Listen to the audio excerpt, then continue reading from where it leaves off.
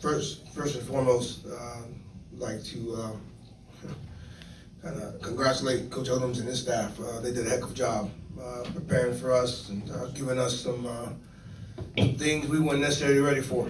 You go all summer looking at them and some of the things that they did, and then they come out and don't do any of it. But I think we persevered. I thought our offense did a really, really good job of answering. Once we got down 14-0 and let us get our wits about ourselves, and ultimately great football game. I told Rattler Nation that I was hoping for a little adversity. Well, damn. I don't think I wanted it to be that much. But congratulations to our team.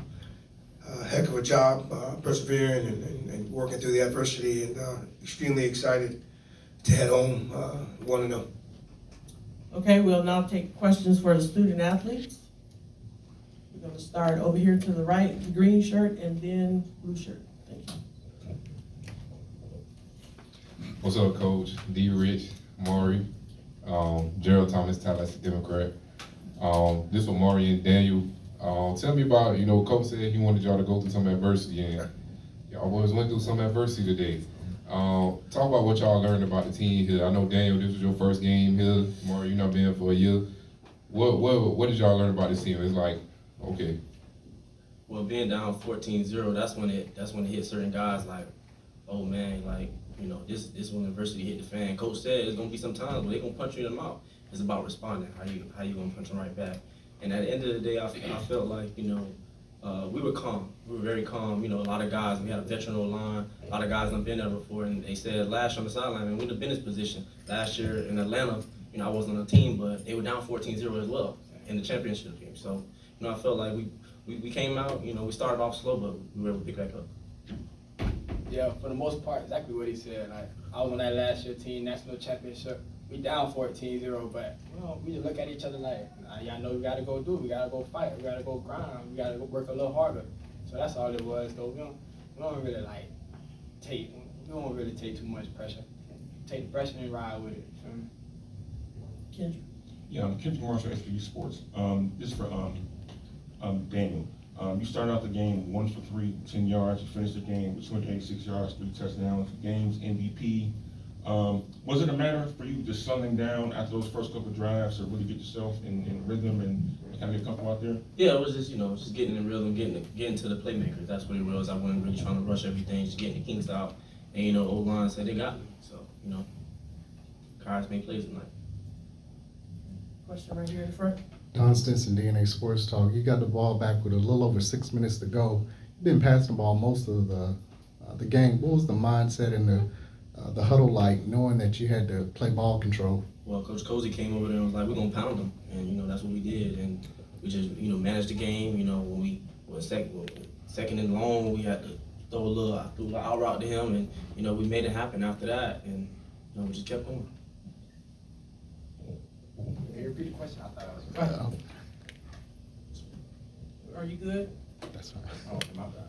Macy, you heard the Chris Sports Talk. This is a question for Daniel. Talk about having a playmaker like two in just any kind of situation, knowing that you can give him the ball and he's going to make a play for you. I feel like he's special. I mean, especially in practice, he'd be like, man, give me the ball, be open. Just little stuff like that. But I feel like all our guys can make plays. He made plays tonight, but all our guys, can make plays. It's all love, though. I don't be screaming at him. Give me I'm like, hey, I'm open. If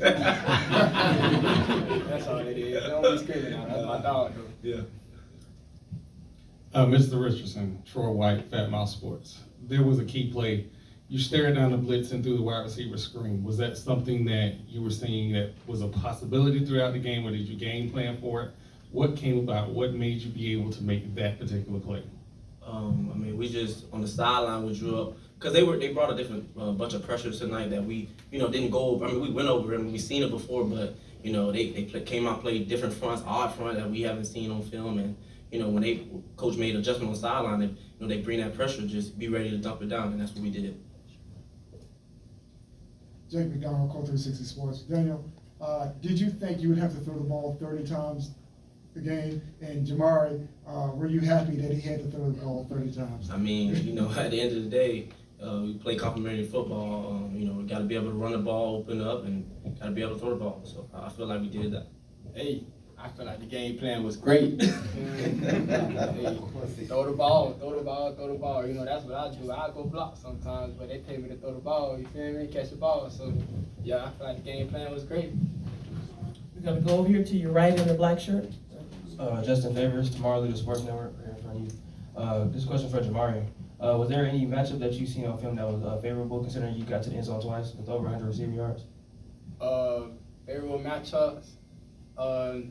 Not being cocky, but I just go out there and play my game. I don't really look at who in front of me. I just go beat me, and hey, I'm a dog, so you got to come with it. You feel me? A whole game, like you said, we've got 4 quarters. Last name Gassett for a reason. I come with gas. I don't get tired. You feel me? So yeah, that's just what it is. Right here to your left. Jared Hoffman, HBCUsports.com. Daniel and Jamari, you know, you guys this is your first game together and you look pretty good, I'd say. You know, so 2-parter, how good do you guys think your connection is right now and how much better can it get as the season progresses? We're going to be great. Literally, I know I played him my freshman year. When we was at Buffalo, he was at Central Michigan, and he ran for 200 yards against us, so I already knew like who he was and what potential he had. I already knew he was a gamer. I know I'm a gamer, so like, you know what I'm saying? We dogs. We just gonna go out there and play and do what's best for the team. So I think it just pay off from the summer workouts, you know, just, you know, before practice, get some routes in and just building that chemistry. That's all it is. Okay, blue shirt right here. Yes, my name is Rocky Miller with HBCU Coach's Corner. You guys, Coach Cozy, I want to congratulate you on the victory, you, Daniel, and you as well, Mark. Coming into the game, you guys had a new head coach, new offensive coordinator, new defensive coordinator. It seems like at the beginning of the game, you guys were searching to find what your true identity is as a team. And anyone who wants to answer can answer this question. Going into the game, what did you think your identity was going to be? And then coming out of this game, what do you think your identity actually is? Just the players. Just the players. Oh, identity going to the game and identity finish the game is like we just always gonna finish. We're always gonna work. You know what I'm saying? Ain't really too much to it. We got a game plan. Like you said, they came out something different, but we stick to our game plan. We made a little tweaks, but we stick to our game plan. He said it best. Appreciate it, brother. Okay, Alyssa back. Cooper with the FAMU, and this is for Richardson and Gassett. With you guys being down early in the game, having to go on the road in a neutral site game, and having to face adversity early and being able to adapt, how do you feel like that's going to help your confidence throughout the season, and especially being able to come home next weekend and play at home at Bragg? Well, first thing, we don't lose at Bragg. That's number one. Fast. But I will Fast. I will say, you know, watching film, we have to start faster on both sides of the ball and special teams. And, you know, when you start fast, we get in the rhythm. I don't think nobody can stop us. Final 2 questions in the back. First with Vaughn, and then the lady in the back. Vaughn with HBCU Game Day Capital Outlook. Daniel, you said last year, December 16th, you had already decided you were going in the portal, and you watched the Celebration Bowl, and you said, wow, that school's got a winning culture. Was it everything you expected leading the team today? Definitely felt it. Especially being down and guys are just like, man, we've been here before, we got this. And, you know, guys stepped up to the plate and we made it happen. And just saying, like, he knew coming in, like, we got a target on our back. We just won a championship. Everybody gonna, if they 0-10 or never won a game, they gonna play us like we Alabama or something. Like, you feel me? Like, they gonna come hard. So he already know what he stepped into.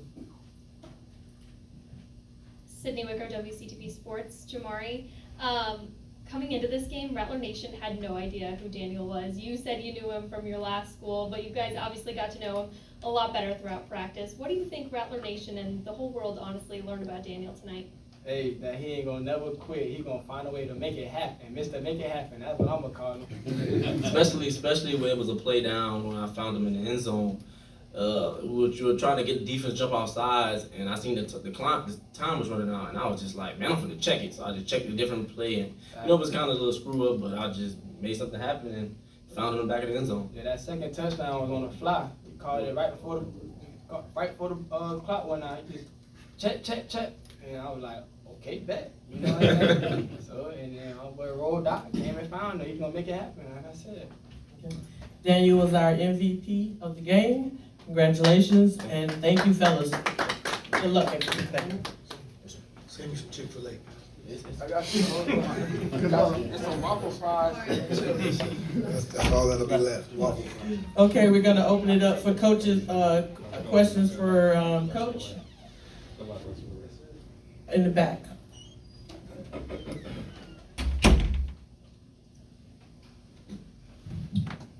Coach, obviously being in Atlanta is nothing new to FAMU. You guys were just here, won the title here.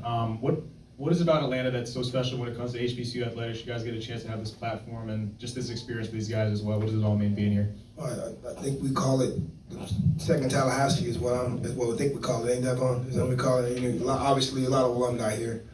And Atlanta is the place you have to come to win the championship. So I mean, it just happens to be that. You know, getting a chance to start here and hopefully end here. That's kind of been the motto since taking the job in late January. So, you know, exciting place. It was great atmosphere. You know, a little bit closer than I wanted it to be, but obviously being on the right side of it is always a blessing. Over Coach, to your right, Coach. Earl Kitchings, Quarterfinal Bank Awards.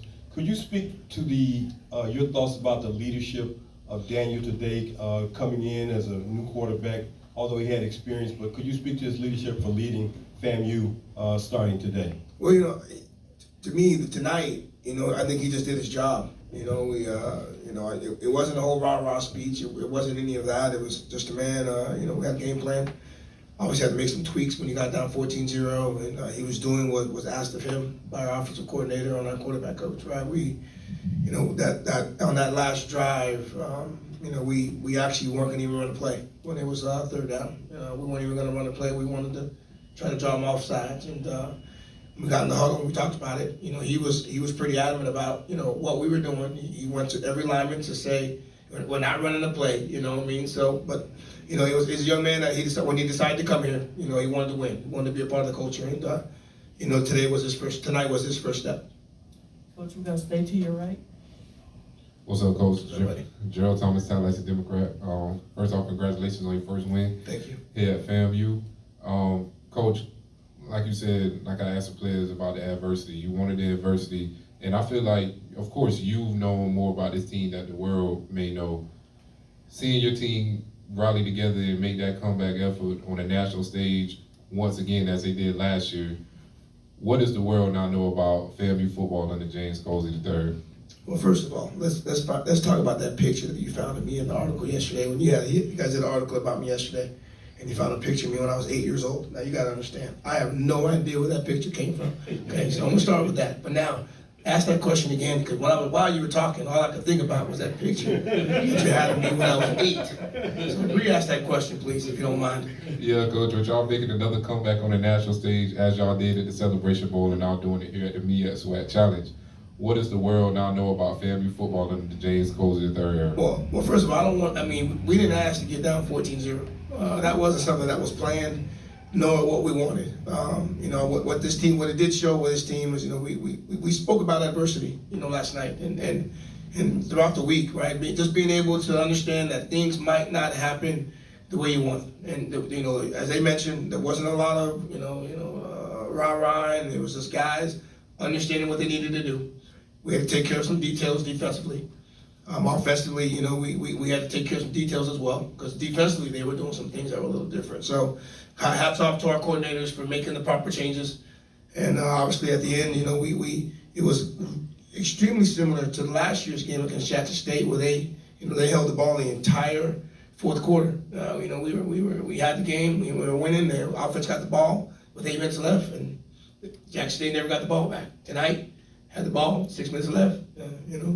Norfolk State never got the ball back. So these are situations that we talk about. You know, we talk about end of the game situations, 4-minute situations, and hats off again to what Coach Henry and the offensive staff did. They got us that victory tonight, and again, extremely excited just to be happy to be 1-0. But you know, when you got another MEAC school that you're going to be playing next week. So South Carolina State. You know, they have on film what was successful against us. So now we got to make sure we're ready to get ready for them next weekend. We're going to go with Vaughn in the back and then Macy on the right. Mark Wilson, Capital Outlook HBCU Game Day. Coach, with about 4 minutes left, the offense got a first down and you had a big smile on your face because your offensive lineman had just blocked and had done what you felt the team was going to be able to rely on this year. You had a big smile like, okay, was that smile, okay, the guys that we knew we could depend on are coming through? Well, a little bit of relief, because at that time, we needed that first down. Ultimately, when we started the game, that's what we thought we'd be able to do. Be able to pound them out and eat the clock and get our running game going. It was 24-17, and we were doing that, and then we had the fumble. Obviously, changed a little bit of the momentum, but at that time and at that stage of the game, we needed a first down. We needed the clock to run. Norfolk State was running out of timeout, so that first down allowed us to kind of rethink about what we needed to do for the remainder of that drive. So offensive line is going to be our strength. They've been our strength. Three preseason all-conference players, a couple other guys that obviously played really, really well. But for us to be successful, our offensive line has to be great, and I think they showed that in the second half. Coach, Maceo heard the Crush Sports Talk. Talk about resetting a championship culture. Guys can kind of get complacent, but you come in and you have to redirect these guys. Just talk about that process this summer and get it to this point right here. Well, believe it or not, it started in the spring. Obviously when everything was going on, and I was named the interim. But the beginning of January, I was attacking this as the head coach. Right? We had just won the championship. First week of January, everybody was back in school. We were lifting and training, getting ready to go again. Then you go through spring practice. You finally get your staff together, and we knew that we still had some work to do. And as they mentioned in the summer, we had 85 guys there in the summer, training and working and doing everything imaginable to possibly be in this type of situation, but being able to overcome it. So I wouldn't necessarily say it's a reset. Believe it or not, we are a much, much different team than we were last year. Got some new guys in different spots, new faces. Obviously, you lose the player of the year on both sides of the football. Some other guys are gonna have to play better. And at times we did, and at times we didn't. So what it did say about our football team is that we do understand that we got to play the full game, and they did that tonight. We didn't get down. We didn't get down when we got down, and I'm extremely excited that it's something to build on. We know that we can come back, but I'm not trying to make it a plan to be down every game 14-0. That you can believe. We're gonna go second row on your left, Brandon. Jared Hoffman, HBCU Sports. Coach, first of all, congratulations on your first win as head coach of Florida A&M. Thank you. Just talk about the mentality of this team in training camp and what went into the decisions you made about the personnel that you wanted to go with going into this game. Well, that's a great question, actually. The mentality for us was to try to make training camp as hard as we could. We were trying to get a gauge on some of the guys that we had. I didn't need to test Jamar Gassett. I didn't need to test TJ Lee. I didn't really need to test Jalen Goss, but with the amount of transfers that we did have coming in, we knew that they were talented, but we needed to find out how much fight they had in them. So you asked them, and we had some tough afternoons, we had some tough mornings, and that was by for a reason. I wanted to see where we were, who we could trust at this time, who's going to be accountable, who's going to take care of the details. So mentality-wise, I thought we got over a hurdle. A lot of people thought we were going to come in and this was going to be an easy football game for us. But, we had to readjust our mindset. We had to readjust some of the things that we did offensively, defensively, and even special teams. So I appreciate our guys getting to the sidelines, getting on the iPads, making the corrections, and then showing on the field. But, we're 1-0. We've got a long way to go if we're trying to get back here, in December. But excited about what we did, but we still got a lot of work to do. Young man up there on the left, on your right. Justin Favors, Tomorrow Leader Sports Network. Your players talked about how being down 14-0, it allowed them to wake up or whatever. So you guys scored off the first drive, coming out of the second half. What was the message to the team coming out at half? Well, we talked about the middle eight, and when we discussed the middle eight, we talked about the last 4 minutes of the second quarter, and then the first 4 minutes of the third. And we had a chance at the end of the second quarter to get some points, and we didn't. We failed in our 2-minute attempt. But when we got to the locker room at half, we talked about being able to go down the field. We had some things that we thought we could do offensively, and again, it was important for us to grab the lead and just to show that you guys come in halftime work on our corrections, and it's always great to talk about it in the locker room and then get it, then to transfer into the field. So it builds confidence in the coaches, it builds confidence in the players. We had different guys at different moments make some really, really good plays, and so again, it's week one. We still got work to do, and I'm hoping, I can't wait to get back to work tomorrow so we can get ready for next week. Right here in the front. Don Stinson, DNA Sports Talk. Coach Odoms praised your team for having a lot of discipline in this particular game, maybe a little bit more so than last year. What areas did you see the discipline have an effect in this game? Well, I think he's being very, very generous. We had a couple situations where it gave them some first downs. Those are things that can't happen. I guess, maybe in the past, some things, might have maybe got out of hand, but, we had a big third down stop, and, we had a hand to the face, and then we had a face mask, in the first half. So, those are things we have to ultimately negate because they extend drives, and normally when you extend drives, that gives up points. But, we strive to be better. I don't necessarily know how many penalties we may have had, but, we had two, it comes to mind, and that's 3 too many. Right, so we continue to work on that. We'll do some running and do some disciplines for some of those things that happened tonight. But it's things we can learn from. It didn't cost us tonight, but ultimately it could cost us later. So ultimately, I'm always going to feel that we need to be better with our discipline. We're going to go to your right over here, Coach. Yeah, I'm Ken March, HBCU Sports. Coach, you walked out of the tunnels to football fields an unknown number of times. How was this walk out from the tunnel to the field tonight different? And how was that walk from the field after a win different? Say that one more time. So how was it different walking out on the field tonight, being the first year head coach, considering the journey you took to get here? And how was it different walking off the field tonight knowing you had your first win as head coach at Florida A&M? Well, I'll tell you this. My first 2 years, I was in charge of the captains. So I would walk the captains to the 50. You know what I mean? Tonight, I had to run. Yeah, they're very different. Right, I'm not used to running from one side to the other, and I do that sometimes. Just not as a head coach. That's probably the first part for me. Secondly, it was little butterflies. There's some butterflies in there, and obviously excited to see our fan base. My family was in the stands, and but the best part was walking off 1-0. That's something that you strive for. And again, I won't be able to relive that moment ever again. But it was exciting for me, exciting for the team, excited for the staff, excited for the president, everyone affiliated with our program, Rattler Nation. We got a lot of people come watch this football game. We had a lot of people watching this football game on TV. So I think the MEAC SWAC Challenge was the #1 ticket tonight, and that's great to see and great to hear. Okay, we got our final 2 questions. We're going to go with Coach Johnny, and then we're going to go with Jake. Hey, Coach, how you doing? Doing well. HBCU Coaches Corner. We'll get you next week. Yes, sir. But, of course, the victory was great and sweet, and that's what it's all about at the end of the day.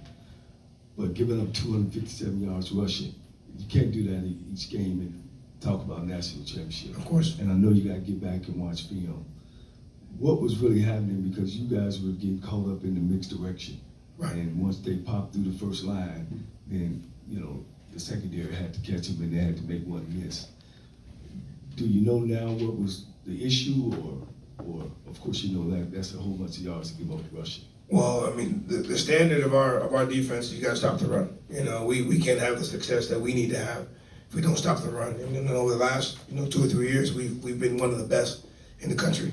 Norfolk was giving us some unbalance. They were moving the line around on us. We call it an ox front, and when you do that, people can get out of gaps. And that first long run, they put us in ox, and then they counted with the guard and the center, and we didn't have enough. And then the running back made a great move, to get the spring, and it went about 82 yards. So, for us, I thought we might have been moving a little bit too much. We normally line up and just, and we just take gaps, and I think we were moving around a little bit too much, especially with the ox and the unbalanced stuff that they were doing. You now have to slide, D-lineman, you got to change your gaps, and we weren't recognizing that. So, things to grow, things to work on. I'm not going to tell you that we worked on the ox a heck of a lot, because that's not what they did, right? And then obviously, looking at a guy that was at another program before, so hats off to them. But I thought they did a really, really good job. And ultimately, what happens when you do things poorly, now you wonder what South Carolina State's going to do to us next weekend? You already know. They're gonna see if we have that fixed or not. So, but I thought we moved around too much on the defensive line, where normally we play gaps, right? And obviously they did a good job game planning. And but we got some things we got to work on. We know that, and you're right. If we're going to continue to give up 200 yards a game rushing, I don't think we're going to be lucky enough to be winning the game like we did tonight. Final coach, question right here in front. Coach Jake McDonald, Core 360 Sports. Usually in the last quarters, you start gaming out scenarios. What would happen if? Your scenario for the point after try and then the two-point conversion. Did you welcome that 2-point conversion? What was going through your mind when you saw that? Well, I mean, we knew that since we were offsides, that the likelihood of them going for 2 was going to happen. Coach Odom called timeout. I thought that was a good move. We called a defense that we thought they were going to run a QB, something with the QB, and we got lucky on that one. We got a chance to get. Our guy won the one-on-one battle with an amazing tackle. But we don't want to be offsides on the extra point. But I mean, again, the other scenario was what it was. Defensively, we did a good job, and we didn't give up the 2 points. I guess obviously that was the difference of the game.